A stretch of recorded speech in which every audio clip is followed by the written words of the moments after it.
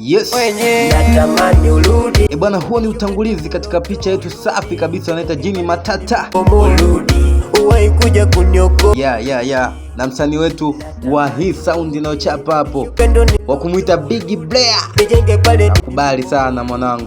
Uwai kuja kunyoko. Urudi. Ila nilijidanganya nitadumu single, kumbe single zina wenyewe. Kama unavyojua kitu huwa kikiisha huwa vinaandaliwa vitu vingine vipya. Tegemea kwamba itakapoisha Jini Matata basi ndo mwanzo mpya, movie mpya inayoitwa Mr. Prince, ambayo ni Prince Katili. Bwana, utaiona mle umechezwa ukatili unaohusu mashamba na ugoni pia ukihusishwa humo. Ni nzuri sana hii movie, utaicheki, utaikuta katika channel yangu hii. Bwana, tuendelee kusonga mbele katika picha yetu inaitwa Jini Matata. Akaunti yetu ni Tadu Movies. Unaipata hilo kamilika yote full. Basi Jini Matata alimfunika kitambaa chekundu mjomba wake na my name, na ndipo ambapo akapotea. Basi Jini Matata likashika kile kitambaa na kusema kwamba wewe, mimi hapo ni kwamba na kuonyesha ni kwa namna gani nina nguvu kubwa ya kukuzidi wewe, na ninaweza kufanya kiumbe chochote kile ninavyotaka mimi, na light kama hiki kitu kitaendelea cha kunifuatilia basi nitakupoteza kabisa. Na kwa sasa sitaki nikufanye unione nina ubaya sana na wewe, na ninachohitaji ni uzima wako ili nipate mpinzani kamili katika ulimwengu huu, maana bado sijapata mpinzani. Na kitu cha kwanza ambacho nataka nikwambie, nitakiwa umfundishe kijana wako, la si hivyo mimi nitaua wote, familia nzima nitakuja kuiteketeza. Basi ndipo alipomtoa Chapombe katika kile kitambaa chekundu. Chapombe aliponyenyuka akajinyosha akiwa haelewi kwamba hii kitu inawezekanaje. Basi akaambiwa, kwa sasa na kuamuru ukimbie kwa miguu yako miwili, maana ukiendelea kukaa hapa nitakufanyia kitu kibaya ambacho kitakuwa ni jambo baya zaidi yako. Basi alimpiga pia akikoloma kwa sauti. Yes. Akakoloma kwa hasira sana na kisha akaamua kuondoka zake kama hivyo. Bwana, tuendelee kusonga mbele. Mjomba bwana anaendelea kumdanganya mtu huko. Anamwambia yani nilipozunguka hivi nikasema wewe usinilete utani wewe. Yani mjomba akajitetea katika namna yake anayojua yeye, imradi basi aonekane ana nguvu nyingi zaidi. Na ndipo mjomba wake akamwambia kwamba mjomba, mimi nakukubali wewe, nguvu unayo, sema ni kwamba mjomba unajitahidi sana kunifanya mimi kama mtoto mdogo ambaye sielewi. Mjomba, nguvu unayo, Jini Matata haliwezi kukusumbua kwa namna yoyote. Basi ndipo mjomba akaamua kumwambia, mjomba usiwe na pressure kuhusiana na swala la mimi kukubadilisha wewe kuwa mbuzi. Mjomba, umegeuka mbuzi ndio kitu ambacho kinakushangaza? Basi waliamua kuondoka zao kwa furaha na upendo. Bwana, upendo kama ningeupata mimi, alo ingekuwa la sana. Ndipo mjomba wake akaamua kumbeba my name mgongoni, ambaye ni Cosmas. Hapendi sana ili jina tulitumie, lakini tutalitumia kwa sababu ya kumtambulisha zaidi, ajulikane pia. Anatumia hilo jina katika akaunti ya TikTok Koskibona. Jamani, tujitahidi sana kusapotiana. Hata mimi pia TikTok natumia jina la Flaviani 84001. Usisahau kunifollow. Hii ghafla tunamuona Flaviani ambaye ni Jini Matata akiwa anacheki burudani kama hivyo, madancers kama wote kawatoa Marekani hao. Amewatoa Marekani, ndio amini kwamba uchawi upo. Hii ni Bongo, bahati mbaya na movie imechezwa Bongo Tanzania, lakini tunaona Marekani wamekuja kutoa show huku kwa ajili ya kumburudisha Jini Matata live bila chenga. Lilikuwa likifly sana likiangalia burudani hiyo bila kuchoka. Ghafla akahisi kuna mtu anakuja, ndipo alipoondoa wale viumbe na kufuatilia huyo mtu anayekuja ni nani. Akamuita kwamba kijana, njoo, umejichanganya sana kupita katika hili anga. Yes. Ndipo alipomuita kijana, akaanza kusogea taratibu kuja kucheki kwa umakini. Bwana, mjomba wa my name ambaye ni Chapombe akajipendekeza hapa kwenye 19 ya mtu. Bwana, sasa katika njia alopita na yeye akabidi apige mkwala kwamba wewe sikiliza, kijana wangu mimi atakuja siku akuteketeze tu kwa imani, kwa sababu wewe unaonekana kabisa moja kwa moja kwamba ni mtu ambaye haupo kabisa kimungu. Wewe ni mtu ambaye ni shetani tena shetani mkubwa. Basi ndipo Flaviani akasema kama tayari umeshamrithisha uchawi, basi ndo ninayemhitaji kwa ajili ya kuendelea kupambana naye na sio wewe tena. Wewe wakati wako umeshakwisha. Basi hautohitajika tena kuwa katika ulimwengu huu. Ndipo Flaviani akamshika shingo Chapombe na kuanza kumnyonga kwa mkono mmoja tu. Ghafla akamwangusha chini. Ndipo alipomfuata kwa kukoloma na kusema kwamba eti kijana mdogo ni kwamba wewe unaweza kunimudu mimi. Basi mjomba wakati huo anataka kunyenyuka. Ndipo Flaviani akiwa anajigamba kwamba mimi ni gwiji la magwiji.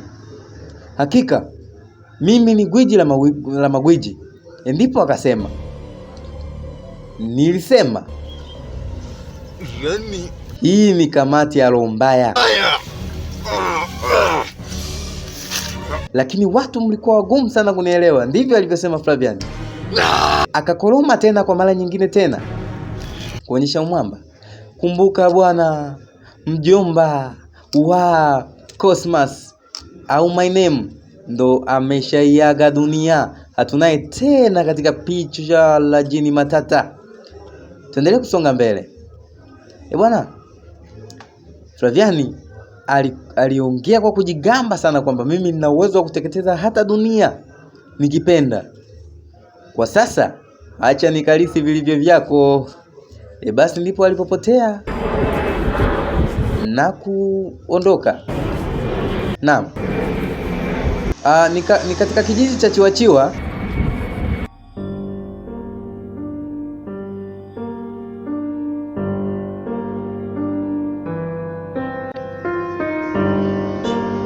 Naam. Tunamuona kijana mmoja akiwa yupo kijiweni, akiwa anatuliza akili kidogo, maana tunajua mambo ya kijijini hapo, mambo mengi na uchawi unaendelea. Lakini cha ajabu ni kwamba huyu mtu huenda haya mambo hayajai kumtokea kabisa. Anaonekana ni mgeni kabisa katika hiki kijiji, lakini pia ni mwenyeji japo sio sana. Ndipo alipokuwa anatafakari mambo kadhaa ambayo yapo katika kijiji hiki, kwamba inakuwaje, mbona ni kama huku hata mtandao hamna. Basi akiwa ameendelea kutafakari na kuwaza mambo mengi, ilionekana kuna mtu anakuja. Ghafla alimwangalia kwa makini sana, ikionyesha kwamba wanajuana. Akamnyoshia mkono kwamba wewe vipi, mimi niko hapa bwana. Ndipo na yule jamaa aliamua kukunja kona na kuanza kumfuata. Huyu anaitwa Agustino huyu. Yes. Amecheza vema sana kama comedian full. Yes. Ndipo jamaa alimsifia sana kwamba mwanangu, wewe sasa hivi umetoboa, umeona baskeli. Ndipo alipoanza kusalimiana. Naam. Basi ndipo akaanza kupeana mapya kwamba mimi nimetoka huko. Hivi hapa naenda zangu huko kati. Anambia wewe usi mtambo wa kampuni huo? Akaniambia live mtambo wa kampuni. Tunajua si watu wa nani, hatujasoma bure. Tulichosomea basi na ndicho ambacho tunakifanyia kazi mtaani. Unajua mkaa bure si sawa na mtembea bure. Yeah. Vipi sasa, lakini nipe mambo mapya. Mambo mapya labda unipe wewe. Akatoa mpya. Ghafla ndipo Agustino akaanza kumpa mkanda mzima katika kijiji hiki, ambao unaendelea katika kijiji hiki, kwamba wewe ndugu yangu, yani wewe acha. Muona hiki kijiji? Hiki kijiji kina wachawi vibaya. Yani kina wachawi hatari. Kuna ujini mmoja, ujini anatisha sana watu hapa. Anaitwa jini matata. Anasumbua sana yule jini. Yani yule unaweza kukaa hapa ukajua uko peke yako, kumbe mwenzako amekaa kama hapa, tuko wawili anakaa katikati hapa. Basi mwenzake alikuwa makini sana kuisikiliza ile story aliyokuwa anapiga, lakini alionyesha kuipuzia kwamba inawezekanaje kitu kama hicho. Manake ni kwamba uchawi basi hauaminiki katika kijiji hicho. Ndipo jamaa alipoanza kufikiria na kumuelekeza kwamba sasa sikia, mimi nina ushauri, labda twende kwa mganga. Jamaa Agustino akashangaa sana kwamba mganga tena? Mimi habari za waganga sizielewi. Akamwambia, wewe kama uzielewi, kaa hivyo hivyo, utaendelea kunyanyasika na wachawi, hata majini pia atakuchezea akipenda. Na unamjua Popo Bawa? Popo Bawa anaweza kukutumia akitaka. Ndipo Agustino alionyesha kulegea kidogo kwamba yes, basi tunaweza tukaenda hata kwa huyo mtaalamu wako ambaye unamjua wewe. Ndipo jamaa aliendelea kumsisitizia kwamba kama kweli tunaenda basi twende saa hizi. Ndipo Agustino akamshika na mkono kwamba oya, basi twende, tusichelewe. Maana kama kweli Popo Bawa ana tabia za kishenzi, basi inabidi tunyooshe tu tuwai kabla hajaanza kuletea hizo tabia za kijinga. Ndipo alinyoosha moja kwa moja kuelekea kwa mganga.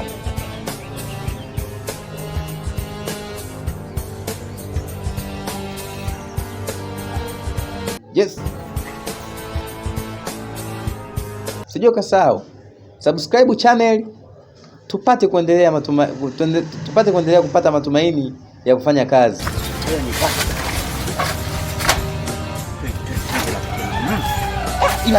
Akauliza, baskeli yangu vipi? Hawezi kuiba baskeli? Hawaibi. Ndipo wakawa wanaenda wakamkuta mganga akiwa anafanya kazi yake. Basi Agustino akawa anajificha katika mgongo akidhani kwamba ukifika kwa mganga wewe ni adui. Na kitu ambacho hamkijui ni jina la mganga. Acha niwatambulishe. Huyu anaitwa Petro. Huyo ni Msukuma, huyo Ngosha kutoka Mwanza. Yes. Bwana, huyo ndo mganga wetu. Sasa akamwambia, vipi? Mmetoka huko mna shida gani mmekuja kuifuata kwangu? Maana nikiangalia hapa nakuta na changamoto nyingi sana. Basi ndipo jamaa alipoanza kumwambia kwamba huyu ana shida. Anasema kwamba kuna wachawi wanamsumbua, majini. Ndipo kijana akaanza kusimulia yeye mwenyewe kwamba mimi ni kweli mganga, mpaka nimefika hapa kuna changamoto nyingi sana ambazo zinanikabili, haswa za hawa wachawi. Mganga ndipo akaitikia kwa kusema kwamba hayo mambo yote yanatibika. Kuna jini. Kwa hiyo mganga nitokea mimi muda wote. Mpaka safari yako nimeielewa sana. Nimeielewa. Sasa nilikuwa nimekuja kwako, naomba hata kinga nijiwekee kinga. Naomba unisaidie. Haina shida. Hapa hakuna kitu kinachoharibika. Unaona? Hapa hakuna kitu kinachoharibika. Sawa. Naamini wewe ameshakwambia. Haya, Ngosha akiendelea kutuwakilisha. Bila shaka tunaendelea kusonga mbele kama kawaida. Unajua sometimes nilikuwa nakunywa maji. Nikasema na mafua yananisumbua. Jamaa alipata taarifa nzito ya kushtua kwamba wewe kitu ambacho umekosea ni kuenda kufanyiwa maombi na mchungaji. Ndipo Agustino akashtuka sana kwamba inawezekanaje na adhabu yake ni fimbo. Mganga, inakwaje tena? Mbona kama hiyo ni fimbo? Mbona mimi shule nilishaachaga miaka na nilimaliza darasa la pili. Nikahitimu darasa la pili. Ndipo mganga akamwambia, kuhitimu kwako darasa la pili sio shida. Shida ni kwamba umeenda kwa mganga. Hilo ndio kosa lako kubwa. Haukutakiwa kabisa kwenda kwa mganga. Hapo ndipo ulipokuja kuharibu, na hii kijiji hakiendeshwi na imani ya kidini, kinaendeshwa na imani ya kishirikina. Sasa naomba ulale, fimbo zianze kuita. Kwanza nisimame vizuri. Sudi nikunyoshe. Samani? Ndipo mganga alisimama. Rafiki yangu umeleta kwenye tulia. Kuanza kumnyosha. Tulia kwanza. Tulia kwanza. Yeye mwenyewe anakuambia kusudi mambo yakae sawa. Alianza kumchapa. Akamchapa fimbo za kuzidi. Mpaka mwenyewe akaona hapa kweli mganga. Halo, kweli waganga ni wachawi. Huo ni uchawi. Halo, live. Alimchapa sana Agustino, chapa fimbo za nguvu. Baada ya hapo akamwambia nyenyuka. Unaona hapo sasa tayari dawa imesha kuingia. Ndipo Agustino aliposimama na kumsikiliza mganga. Sasa basi, kuna sheti moja nataka nikupe. moja tu inatakiwa uzizingatie kwa umakini sana. Umeona huu mto hapa? Huu mto ni mdogo sana lakini pia ni mkubwa sana. Naomba uende ukachote maji kwenye kiganja chako cha mkono basi wa kulia, afu uyalete hapa ya maji, na ndio dawa yako ya kukutibu. Ndipo Hagu alikimbia sana kwenda kuyafuata yale maji na kumpelekea mganga. Ni hapo ndipo naambiwa wataalamu tunao na dawa tunazo ila hatuzijui. Ndipo akaambiwa hayo maji naomba unywe. Ndipo Agustino alipokunywa yale maji na kusikilizia kwanza. Baada ya kusikilizia, rafiki yake akamwangalia huko anacheka. Maana siku zote ukiona mtu anapapalikia kulisolve jambo lako, lazima na yeye kuna kafaida anakapata. Ako tena? Basi ndipo rafiki yangu mbosi mwelewa. Agustino akamwambia, mganga akamwambia hapo inabidi ulipie hela. Agustino akashangaa, hela tena? Inatosha fimbo ambazo amenichapa. Yani ni hivi, siku zote ukienda kwa mtaalamu lazima utoe chochote kitu ili kuwakilisha kazi ya mtu. Ndio ninachomaanisha. Kwa hiyo basi Agustino ndipo alipoanza kuwa mbishi, lakini akamwambia kama shida ni hela basi haina shida mganga. Na hela kidogo lakini nitakupatia. Mganga akamwambia wewe chochote ambacho uko nacho kinipa mimi. Kama hivyo ni hapa hii. Basi kinaweza ikawa ni sawa. Basi ndipo Agustino akatoa 2000 ya Kitanzania akampa. Alivompa, mganga alivyoshika tu. Hagu akamwambia wewe sio mganga. Mganga gani ambaye ana uwezo wa kupokea hela mkononi? Ndipo mganga naye akajinyoshia mstari upande wake akamwambia wewe, mimi ni maamuzi yangu ambayo nimeamua kuyafanya, na mimi ndo mtu wa kuleta vitu vipya. Baadaye. Basi samani kwa hiyo. Ndipo mganga alipopokea kwa mara ya pili akaamua kuweka chini. Mganga naye na maana amefundishwa hapo na ameelewa. Na kweli kapokea hela mkononi kaiweka chini. Wakapeana mkono kumaanisha kwamba basi kazi imeisha. Agustino hatopata tena madhara na jini hata wachawi.